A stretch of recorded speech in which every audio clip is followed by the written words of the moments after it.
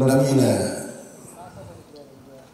உலகத்தில் வந்து அரிய கண்டுபிடிப்பு சினிமா அப்படின்னு சொன்னால் அது மிகையாகாதுன்னு நினைக்கிறேன். நான் அப்படிப்பட்ட சினிமாவை இங்கே எல்லாருமே பல விதமாக பார்த்துட்டு இருக்காங்க. பொழுதுபோக்குக்காக சினிமா எடுக்கப்படுது, சிலர் பணம் சம்பாதிப்பதற்காக சினிமாவை எடுத்துட்டு இருக்காங்க, சிலர் புகழை சம்பாதிப்பதற்காக சினிமா எடுத்துட்டு இருக்காங்க, இன்னும் சிலர் வந்து அதிகாரத்தை படிப்பதற்காகவும் சினிமா எடுத்துட்டு இருக்காங்க. அதில் சினிமா என்பது தான் பேச நினைக்கிற அரசியல், தான் சார்ந்திருக்கிற அரசியல் அப்படின்ற எண்ணத்தோடு அணுகிற சில இயக்கங்கள் இருக்காங்க. அது வெற்றிமாறன் இருக்காரு, ரஞ்சித் இருக்காரு, அந்த வரிசையில் மாறி செல்வராஜ் இருக்காரு. நான்லாம் திரையில் அரசியல் பேசுகிற ஆள் கிடையாது, தரையில் மட்டும்தான் பேசுகிறேன், திரைக்கு போகிறதில்ல. அந்த வகையில்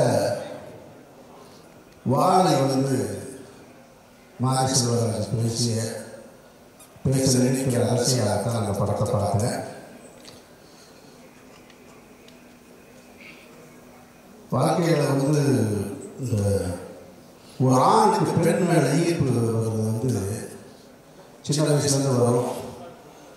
அது திருமணமாகிற நேரத்தில் வந்து பொண்ணு எப்படி வேணும்னு கேட்டால் ஆண் சொல்லுவான் எங்கள் அம்மா மாதிரி வேணும், பெண்கிட்ட கேட்டால் எங்கள் அப்பா மாதிரி ஒரு மாப்பிள்ளை வேணும்னு சொல்லுவாங்க. இன்னும் சிலர் வந்து எங்கள் டீச்சர் மாதிரி வேணும்னு கேட்பாங்க. அதில் மாறி செல்வராஜ் சின்ன வயசுலேயே அவருடைய டீச்சரை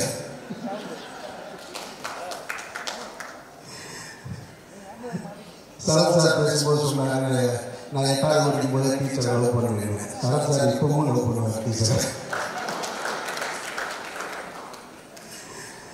தானி சார் பேசும்போது தன்னுடைய டீச்சர் சொன்னார். இது என்ன ஒரு விஷயம்னா, இப்போ இந்த டீச்சரை லவ் பண்ணாலும் எல்லாத்துக்கும் இருக்கும். இப்போ சொல்லலாமா வேணாமான்றதான் சில நேரத்தில் பிரச்சனை. நானும் லவ் பண்ணிடுவேன். இப்போ ஏற்கனவே மாறி எடுத்தாலும் எப்படி சொல்றது? எனக்கு எல்லாரும் லவ் பண்ணிடுவோம். இப்போ ஏற்கனவே திருப்பி எடுத்தாலும் சொல்ல முடியாது. இதில் பார்த்துட்டு இது ஏற்கனவே சொல்லி உரிமை கொண்டாடவும் முடியாது. ஒருத்தர் எடுத்து சொல்லிட்டார், முதல்ல சொல்லிட்டு சொல்லாமல் விட்டுட்டோம். நான் வந்து பேர் சொல்லலை, ஏன்னா அவங்க இப்போ என்னுடைய தாய் ஸ்தானத்தில் இருக்கிறாங்க. அந்த டீச்சர் நம்ம பேர் சொல்ல முடியாது. நான் லவ் பண்ணிடுவேன். மாறி செல்வராஜ் இந்த படத்தில் அந்த பையன் பேருன்னா அந்த கதாபாத்திரம் வச்சு அந்த பையன் இருக்காங்க. அதை எப்படி கட்சி பண்ணலாம் உணர்ந்து பார்த்தாலும் அது மாதிரி நான் உங்களுக்கு பின்னாடி உட்கார்ந்த ஒரு சேலை முந்தாங்க பிடிச்சி பார்த்துருக்கேன். அதாவது இதை பார்த்துட்டு இன்னொரு டீச்சர் பார்த்தாங்க. இது இன்னொரு டீச்சர் பார்த்துட்டு டீச்சர் என்ன செய்யலாம் தெரியுமா அப்படின்னு சொல்லிட்டு கூப்பிட்டு முட்டி போட சொல்லிட்டாங்க. சரி முட்டி போட்டு நின்று முட்டி போட்டதுக்கு அப்புறமும் நான் முட்டி போட்டு நின்று அந்த டீச்சரை பார்த்துக்கிட்டே இருக்கேன்.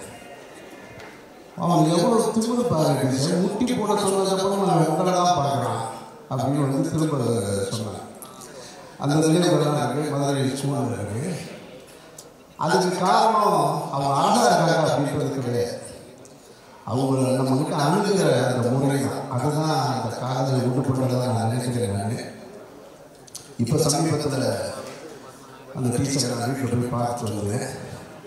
அந்த தாயை பார்த்துட்டு வந்து அப்படின்னு சொல்கிறது தான் சரியானதாக இருக்கும்.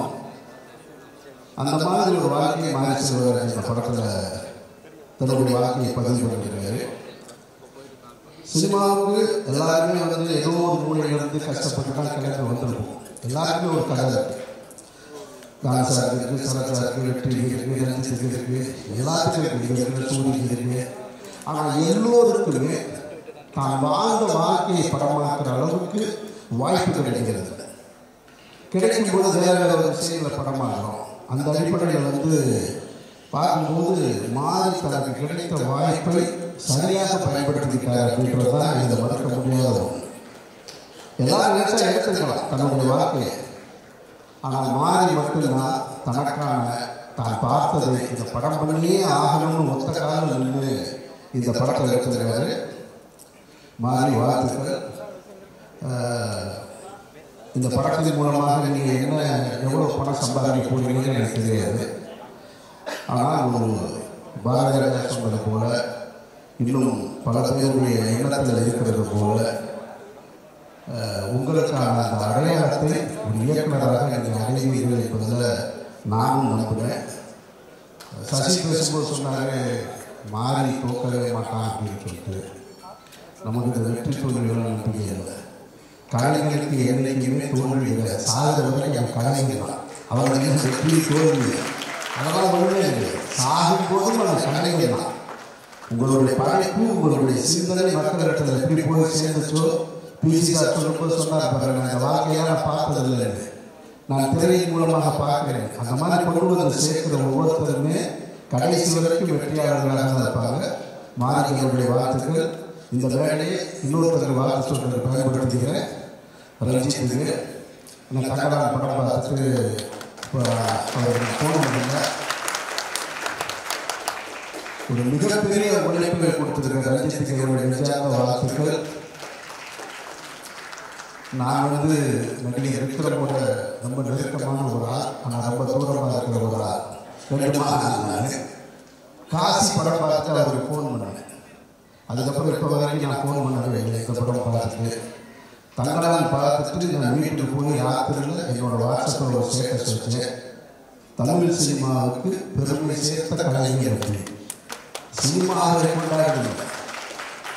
ஒவ்வொரு இனிமே எங்கள் தமிழ் ஆக்டர் யார் அப்படின்னு சொன்னால் விக்ரம காட்டலாம். அந்த இடத்துக்கு தங்களை அர்ப்பணிச்சிருக்கிறார். அப்படி ஒரு வாய்ப்பை ஏற்படுத்தி கொடுத்த ரஞ்சித்துக்கும் ரஞ்சித் குழுவினருக்கும் அனைவருக்கும் என்னுடைய சார்ந்த வாழ்த்துக்களும் நன்றிகளும் பாராட்டுகளும்.